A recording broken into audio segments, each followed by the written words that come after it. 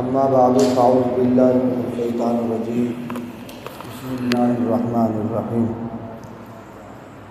قل ان کنتم تحبون اللہ فاتبعونی یحببکم اللہ ویغفر لکم ذنوبکم واللہ غفور رحیم صدق اللہ العظیم۔ عزیزان گرامی، پیارے دوستوں، بزرگوں، بھائیوں،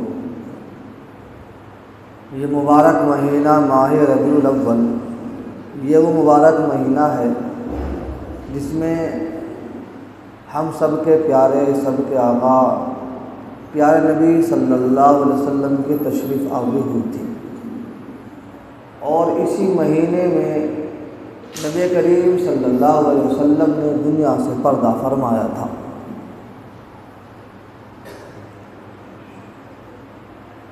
قرآن کریم کی جو آیت پڑھی ہے،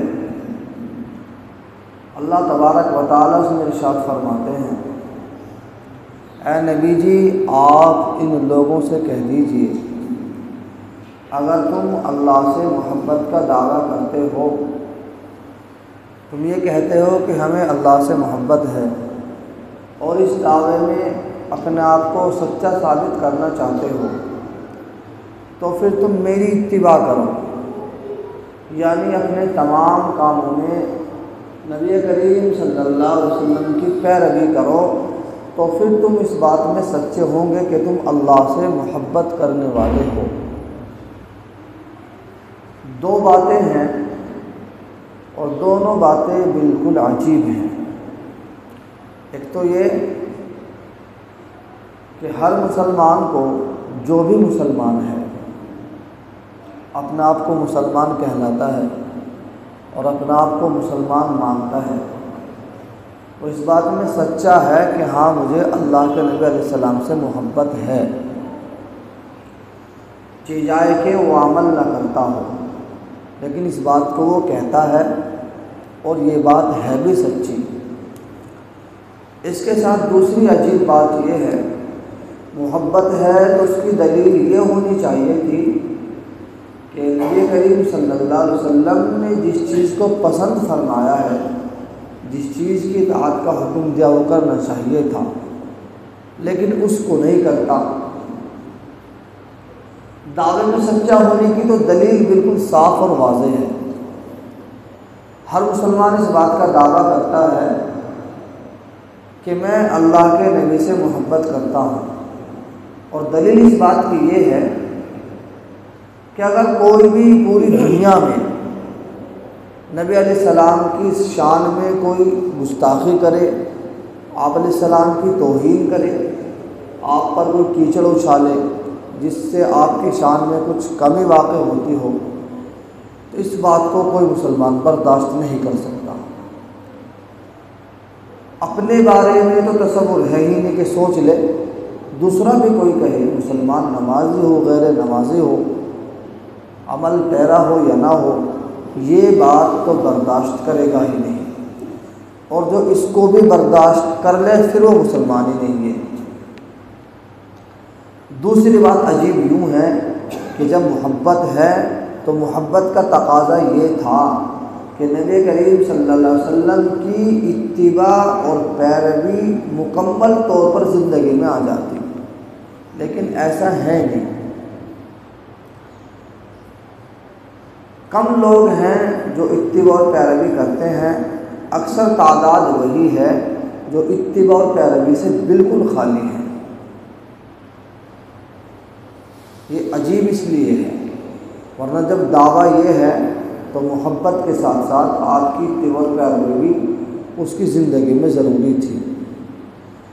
ہمارے جو دنیا میں کام ہے وہ دو طرح کے ہیں، ایک دینی کام، ایک دنیاوی کام۔ نبی کریم علیہ السلام کی پیروی دونوں کاموں میں ضروری ہے اور دونوں کاموں میں ضروری تھی، خواہ وہ دینی کام ہو یا دنیاوی کام ہو۔ دنیاوی کاموں میں تو الا ماشاءاللہ شاید کوئی کر لیتا ہو، اور دینی کاموں میں بھی اس سے ہم تقریباً خالی ہیں۔ مثلا نماز ہی لے لو، جس سنت کے مطابق نماز پڑھنی چاہیے جس سنت کے مطابق وضو کرنا چاہیے، جس سنت کے مطابق غسل کرنا چاہیے، لباس پہننا چاہیے، کپڑے اتارنے چاہیے، اس کو بھی ہم ایسا نہیں کرتے جیسا کہ سنت کے مطابق ہو۔ دنیاوی کاموں کی تو بات بہت دور چلی گئی۔ عجیب بات یہ ہے کہ کام تو میں کر رہا ہوں، کھانا تو مجھے کھانا ہے ہی، بس سنت کے مطابق کھا لوں گا تو میری زندگی میں چار چاند لگ جائیں گے، میری آخرت سنور جائے گی، دنیا بھی میری سنور جائے گی۔ کھانا تو کھانا ہے ہی، دانت تو مانجنے ہیں ہی، برش سے مانج لو یا مسواک کر لو، مسواک کرو گے تو سنت کا فائدہ ہوگا، موت کے وقت کلمہ پڑھنا نصیب ہو جائے گا، ہر نماز پر 27 گنا ثواب ملے گا، بے شمار فائدے ہوں گے۔ برش کرو گے تو صرف منہ تو صاف ہو سکتا ہے، باقی فائدے ہونے والے نہیں ہیں۔ کھانا آپ نے یوں ہی کھا لیا بغیر دعا پڑھے، بغیر ہاتھ دھوئے، بغیر دسترخوان کے، تو پیٹ تو بھر جائے گا، جسم کو قوت تو مل جائے گی، سنت کا فائدہ نہیں ہوگا۔ لباس کیسے پہننا چاہیے تھا، یعنی پہلے سیدھے پیر میں، اسی طرح سیدھے ہاتھ میں کرتا، اس کے خلاف کر لیا، بدن تو چھپ گیا، سنت کا فائدہ نہ ہوگا۔ بیت الخلا تو آپ کو کرنی تھی، قضاء حاجت سے جو آپ کو آرام ملنا تھا وہ مل گیا، لیکن آپ بیت الخلا میں بغیر ٹوپی کے چلے گئے۔ آپ علیہ السلام کبھی بھی بیت الخلا میں ننگے سر نہیں جاتے تھے، ہم اس کی پرواہ نہیں کرتے، ٹوپی اوڑھ کر جاتے تھے، الٹا پیر بیت الخلا میں رکھتے تھے، داخل ہونے سے پہلے دعا کا اہتمام فرماتے تھے، صفائی کا اہتمام کرتے تھے۔ تو بیت الخلا تو آپ بھی کر رہے ہیں، قضاء حاجت پوری ہو رہی ہے، سنت سے آپ خالی ہیں۔ دعا کرے اللہ آپ کو بھی مجھے بھی اپنی ساری زندگی میں سنت بنانے کی توفیق عطا فرما دے۔ نکاح تو ہونا ہے ہی بچی کا یا بیٹے کا، آپ علیہ السلام نے بھی کہا بچوں کا نکاح، صحابہ نے کیا، تابعین نے کیا۔ بس اگر آپ سنت کے مطابق کر لیں گے تو نکاح میں برکت ہو جائے گی، اولادوں میں، نسلوں میں دینداری پیدا ہو جائے گی، ولی کتب ابدال پیدا ہوں گے۔ سنت کے خلاف کرو گے تو بے برکتی آ جائے گی۔ کوئی غم کا موقع ہے، ساری چیز بتا دی ہے اللہ کے نبی علیہ السلام نے، تو یہاں تک بتا دیا سردی میں استنجا کیسے کرنا ہے اور گرمی میں استنجا کیسے کرنا ہے، ساری چیز بتا دی۔ تو حالانکہ ہونا تو یہ چاہیے تھا، ہماری دینی معاملے میں بھی، دنیوی معاملے میں بھی، کاروبار میں بھی، لین دین میں بھی، ساری چیزوں میں سنت نظر آتی، پھر لوگ ہمیں دیکھ کے اسلام میں داخل ہوتے۔ جیسے صحابہ کا معمول تھا، صحابہ کرام رضی اللہ تعالیٰ عنہ مجمعین بہت سے ملکوں کی زبان بھی نہیں جانتے تھے، آپ سفر کرتے تھے، تجارت کرتے تھے، صحابہ کے معاملات کو دیکھ کر ملک در ملک اسلام میں داخل ہوتے تھے، اور اللہ کے نبی کی ماننے کا جذبہ، اتباع تو ان میں ایسی بھری ہوئی تھی کوٹ کوٹ کر، ادھر حکم ہوا ادھر مان لیا۔ اب یہ سوال بالکل نہیں تھا اس کے فائدے کیا ہیں، نقصان کیا ہے، اس سے ہمیں ملے گا کیا، کیا نہیں ملے گا، آپ نے حکم دیا مان لیا۔ اتنی کوٹ کوٹ کر بھری ہوئی تھی کہ ایک مرتبہ نبی کریم صلی اللہ علیہ وسلم خطبہ دے رہے تھے مسجد نبوی میں، اور آپ نے دیکھا کچھ لوگ مسجد کے کناروں پر کھڑے ہوئے ہیں۔ آج بھی کہیں جلسہ جلوس ہوتا ہے تو کچھ لوگ کھڑے ہو جاتے، بےہودہ قسم کے لوگ، نہ بیٹھیں گے اور نہ جائیں گے، بس کھڑے رہیں گے، یہ ادب کے خلاف ہے۔ تو کچھ لوگ کھڑے ہوئے تھے، نبی کریم صلی اللہ علیہ وسلم نے زور سے کہا اجلسو، بیٹھ جاؤ۔ حضرت عبداللہ بن مسعود رضی اللہ تعالیٰ عنہ اپنے گھر سے مسجد میں آ رہے تھے، ابھی مسجد میں داخل نہیں ہوئے، راستے میں ہی تھے، اللہ کے نبی علیہ السلام کی آواز کان میں پڑی اجلسو، بیٹھ جاؤ، بس وہیں بیٹھ گئے، وہیں بیٹھ گئے۔ یہ نہیں چاہا کہ ایک قدم آگے بڑھا لو مسجد میں چلا جاؤں، آپ کا حکم جیسے ہی کان میں آ گیا فوراً مان لیا، آمنا وصدقنا، یہ تھا، یہ تھی صحابہ کی شان، جو حکم دے دیا بس مان لیا۔ اب اس کا فائدہ نفع نقصان کیا یہ تو اللہ ہی جانتا، اللہ کے نبی جانتے، آپ نے جو حکم کر لیا فوراً مان لیا۔ غزوہ خندق جن لوگوں نے سنی، تاریخ پڑھی، وہ جانتے کیسی قربانی پیش کی۔ ادھر غزوہ خندق سے فارغ ہوئے، بھوک پیاس کی شدت اٹھائی، فوراً حکم ہوا کہ کچھ لوگ آپ جاؤ اور آپ کو عصر کی نماز بنو قریظہ میں پڑھنی ہے۔ یہ نہیں کہا کہ ابھی تو ہم اتنے دن کا سفر کیا ہے، خندق کھودی ہے، مشقت اٹھائی ہے، جنگ لڑی ہے، اب کیسے چلے جائیں؟ نہیں، فوراً چلتی ہے۔ یہ صحابہ کی شان تھی، کبھی اپنی توہین کی پرواہ نہ کی کہ لوگ بے عزتی سمجھیں گے یا کیا ہوگا۔ عثمان غنی رضی اللہ تعالیٰ عنہ جو خلیفہ ثالث ہیں اور اللہ کے نبی کے دوہرے داماد ہیں، جب صلح حدیبیہ کے موقع پر نبی کریم صلی اللہ علیہ وسلم اور آپ کے صحابہ عمرہ کرنے کے لیے آ رہے تھے اور آپ کو عمرے سے روک دیا تھا مکے والوں نے، اس سال آپ عمرہ نہیں کر سکتے۔ بڑا سنگین اور سخت وقت تھا صحابہ پر اور اللہ کے نبی علیہ السلام پر۔ تو کچھ بات چیت کے لیے، فیصلے کے لیے نبی کریم صلی اللہ علیہ وسلم نے حضرت عثمان غنی رضی اللہ تعالیٰ عنہ کو مکہ مکرمہ بھیجا تھا اپنا ایلچی بنا کر۔ عثمان غنی رضی اللہ تعالیٰ عنہ رات میں اپنے چچا زاد بھائی کے ہاں ٹھہرے، آرام فرمایا۔ صبح کو مکہ کے سرداروں سے ملاقات ہونی تھی، بات چیت ہونی تھی۔ جب دو فریق میں جھگڑا ہو جاتا ہے، بیچ میں ایک دو آدمی اس معاملے کو صاف کرا دیتے ہیں، آج بھی یہ دستور چلتا ہے۔ عثمان غنی رضی اللہ تعالیٰ عنہ جب صبح کو مکہ کے سرداروں کے پاس چلنے لگے تو عثمان غنی کا پائجامہ یہاں تھا، ٹخنوں سے اوپر اور پنڈلی کے درمیان۔ آپ کے چچا زاد بھائی نے کہا کہ عثمان، عرب کا دستور یہ نہیں ہے، عربوں کا دستور تو پائجاموں کو، جس کا زیادہ نیچا پائجامہ ہوتا اس کو باوقار سمجھا جاتا ہے، اس کی بات میں جان سمجھی جاتی ہے، اس کو باعزت سمجھا جاتا ہے اور اس کی ویلو ہوتی ہے۔ تمہارا پائجامہ اوپر، اس کو نیچا کر لو۔ عثمان غنی نے فرمایا کہ نہیں، مسئلہ تو یہ ہے کہ ٹخنوں سے نیچے جو پائجامہ ہوتا وہ ناجائز اور حرام ہے، لیکن میں نے تو نبی کریم علیہ السلام کے ازار کو دونوں پنڈلی کے بیچوں بیچ دیکھا ہے، اس لیے میں اس کو ایسے ہی رکھوں گا۔ میری عزت ہو یا نہ ہو، وقار بنے یا نہ بنے، مذاکرات کا معاملات حل ہو یا نہ ہو، یہ نیچے نہیں جا سکتا۔ یہ تھی صحابہ کی شان، اور اس کا وقار بھی بنا، عزت بھی بنے، کچھ بھی نہ ہوا۔ ہم تو 24 گھنٹے اور ٹخنے ڈھکے رہتے ہیں۔ حدیث میں ما اسفل من القعبین من الازار ففی النار، ٹخنوں کا وہ حصہ جو اوپر سے نیچے کو ڈھکا ہوا ہو، خواہ وہ پاجامہ ہو، لنگی ہو یا پینٹ ہو، وہ حصہ جہنم میں ہوگا۔ کیا فائدہ ہوا؟ کوئی صحت میں اضافہ نہیں ہوا، تندرستی میں اضافہ نہیں ہوا، لمبائی میں اضافہ نہیں ہوا، نہ بھوک ختم ہوئی، لیکن ٹخنے ڈھکنے کی وجہ سے جو گناہ ہوا اس کی سزا یہ ہے کہ وہ حصہ جہنم میں ہوگا۔ آپ نے نہیں ڈھکا، ایسے ہی چلے گئے اور معاملہ حل ہوا۔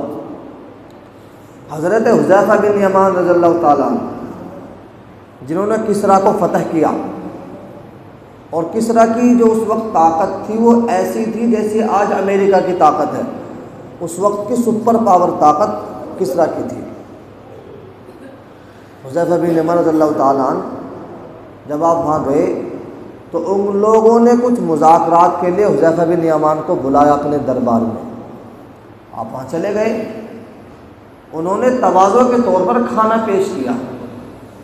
جب کھانا لگ گیا، کھانے کے لیے بیٹھ گئے تو ایک لقمہ کھانے کا گر گیا۔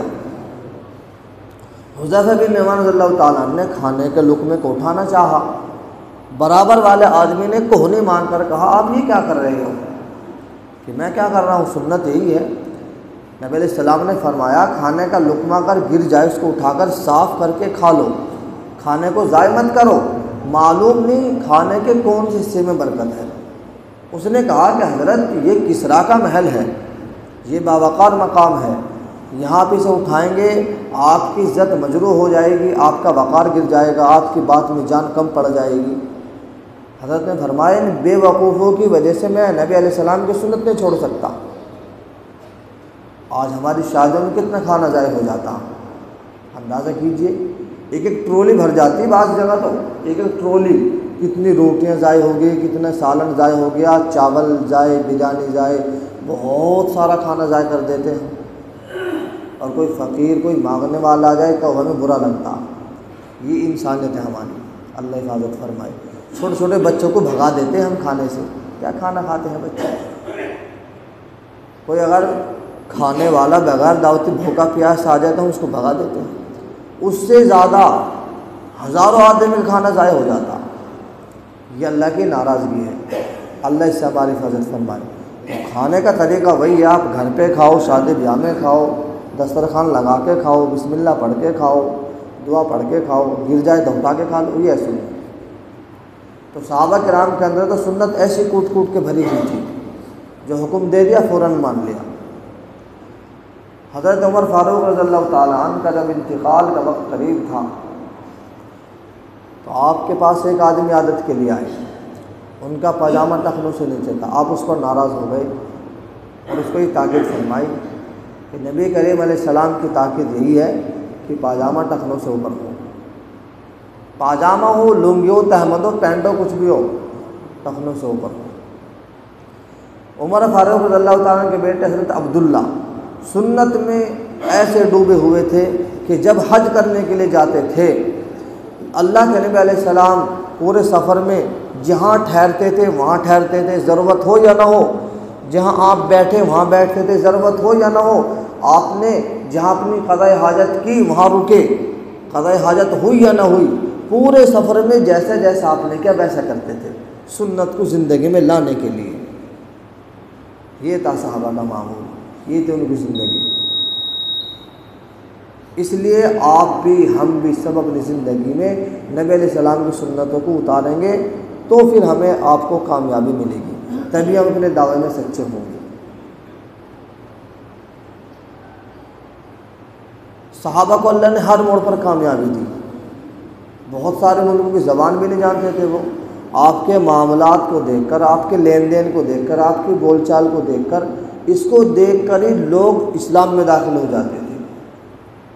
آج ہمارا اگر کسی سے معاملہ ہے لین دین کا تو ہاتھ صاف نہیں ہے، اپنا بھائی ہم سے کٹا بیٹھا ہے اور غیر تو بہت دور بھاگتا کہ مسلمان دھوکہ دیتا ہے، جبکہ سب کو پتہ ہے کہ اگر دنیا میں کسی نے کسی کا کوئی مال، کوئی روپیہ، کوئی پیسہ، کوئی زمین دبا لی تو قیامت کے دن اس کا حساب دینا ہے۔ مال نہیں ہوگا تو اس کے نیکیاں اس کو دے دی جائیں گی، اس کے پاس نیکیاں نہ ہوں گی تو اس کے گناہوں کا ٹوکرا بھر کے اس کے سر پہ رکھ دیا جائے گا۔ یہ ساری چیزیں بتا دی گئی ہیں۔ مسلمان کے لیے کامیابی، مکمل کامیابی نبی کریم علیہ السلام کی سنت کو اپنانے میں ہے۔ اس لیے آپ بھی میں بھی سب نیت کریں کہ ہم سارے کاموں میں انشاءاللہ اللہ کے نبی کی سنتوں کو اپنائیں گے، انشاءاللہ لائیں گے نا انشاءاللہ۔ ہاں، اللہ تعالی ہم سب کو عمل کی توفیق عطا فرمائے۔ وما علینا